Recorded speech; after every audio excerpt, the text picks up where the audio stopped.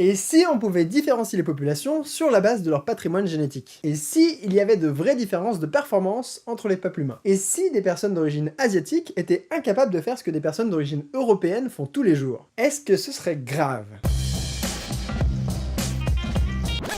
Attendez, je suis sûr que la gêne est en train de monter sévèrement, et je pense qu'il y en a même quelques-uns parmi vous qui sont en train d'écrire un commentaire avec le mot raciste dedans. Mais pourtant, tout ce que j'ai dit pour le moment est valide scientifiquement. Ok, reprenons. Différencier des populations sur la base de leur patrimoine génétique, c'est le pain quotidien des généticiens, et c'est grâce à ces différences que l'on peut reconstituer l'histoire de l'humanité depuis le paléolithique. On compare les gènes de différentes personnes sur la planète, on regroupe ensemble ceux qui sont plus proches, et ça nous fait un arbre qui raconte l'histoire de ces populations, de leur parenté et de leur migration. En fait, ces méthodes sont aujourd'hui tellement précises que si vos grands-parents viennent de la même région, un bon généticien peut retrouver votre lieu de naissance à quelques centaines de kilomètres près, juste avec un échantillon de salive. Tout ça parce que des gens qui viennent d'une même région ont tendance à plus se ressembler génétiquement entre eux. Sur la base de la génétique, on peut donc regrouper les humains en groupes un peu arbitraires que l'on appelle des populations. Des populations.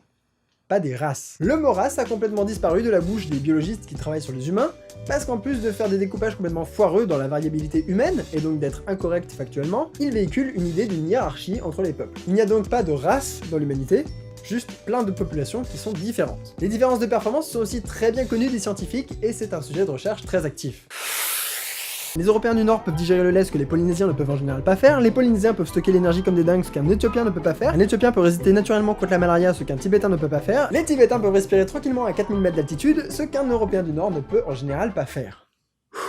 Et c'est complètement logique, car les populations humaines sont le fruit de l'évolution. L'un des mécanismes de l'évolution est la sélection naturelle, qui a fait qu'au cours de nombreuses générations, par petites modifications graduelles, nos ancêtres se sont progressivement adaptés à leur habitat ou à leur alimentation. D'ailleurs, on en a déjà parlé dans un épisode précédent pour comprendre pourquoi les Polynésiens conservent mieux l'énergie que les autres. Vous portez tous en vous l'héritage de nombreuses générations d'ancêtres qui ont pris très cher, et c'est grâce à ça que vous avez telle ou telle aptitude biologique. Comme les conditions de sélection varient au niveau local, les populations humaines sont différentes génétiquement entre elles, et leurs aptitudes biologiques le sont aussi. Donc, en fonction de qui sont vos ancêtres et d'où ils viennent, vous n'aurez pas les mêmes capacités biologiques.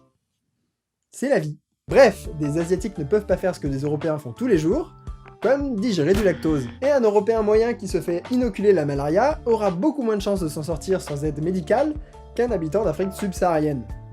C'est la vie. Ces différences génétiques ont des impacts dans la vie de tous les jours, comme dans le domaine médical, où certains médicaments sont contre-indiqués pour certaines populations parce que leurs physiologies sont différentes. Nier ces différences revient à donner des médicaments inadaptés à certaines personnes. Ce qui vous a peut-être mis mal à l'aise tout à l'heure, c'est l'idée sous-jacente que s'il existe des différences génétiques ou de performance entre populations, alors ça justifie le racisme. Mais le racisme, c'est quoi en fait? C'est juste de créer une hiérarchie entre les populations et de penser qu'il existe des différences de valeurs. La science, elle s'en balance de ces valeurs. C'est pas du tout de son ressort. La science étudie ce qui est. Elle ne se préoccupe pas de catégoriser les choses entre j'aime, j'aime pas, ou bien et moins bien. Elle explore le réel, mais ne fournit pas de prescriptions sur ce qu'il faut en penser. Un raciste, c'est pas quelqu'un qui va dire qu'il existe des différences génétiques entre populations humaines, ou que ces différences mènent à des différences de compétences biologiques. Non, ça c'est un généticien. Un raciste, c'est quelqu'un qui mettra une valeur derrière tout ça. À mon avis, il faut réussir à dissocier les faits des conclusions morales. Ce n'est pas mieux ou moins bien d'être résistant à tel ou tel parasite, d'avoir la peau noire, de pouvoir digérer l'alcool ou d'être résistant au froid. C'est juste la conséquence de milliers d'années d'évolution, et ça n'a aucune valeur en soi. C'est comme ça, c'est tout. Imaginons que l'on découvre, grâce à des études génétiques hyper sérieuses, que les individus de telle population ont en moyenne un QI plus faible que le reste de l'humanité, ou que les individus de telle population sont en moyenne plus agressifs que le reste de l'humanité. Ce qui n'est pas le cas autant que je sache, on est d'accord, hein? Et ben même là, ce ne serait que des faits, rien de plus. La valeur, avoir un gros QI c'est bien et être agressif c'est mal, est une construction sociale, et la génétique ne nous dit rien sur ce qu'il faut en penser. Et c'est peut-être ça la vraie tolérance, être capable de ne pas nier la différence, de l'accepter avec tout ce qu'elle implique, ou juste de s'en battre monumentalement les couilles. Merci à tous d'avoir regardé cet épisode, j'espère que ça vous a plu, n'hésitez pas à le partager si vous pensez que ça peut intéresser d'autres personnes ou offrir des pistes de réflexion. Vous pouvez également vous abonner, venir sur Facebook pour discuter ou soutenir l'émission sur Tipeee, car c'est grâce à Tipeee que l'émission continue encore aujourd'hui. En attendant, vous pouvez retrouver une carte des adaptations évolutives chez l'homme sur mon site web, je vous mets le lien dans la description. Et si vous connaissez vous-même des adaptations évolutives que j'aurais oublié de mentionner dans la carte, n'hésitez pas à le faire remonter dans les commentaires, et j'essaierai de tenir la carte à jour, et aussi avec la sortie d'une nouvelle publication scientifique, j'essaierai de la maintenir à jour.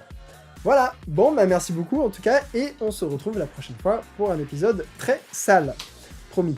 Bisous!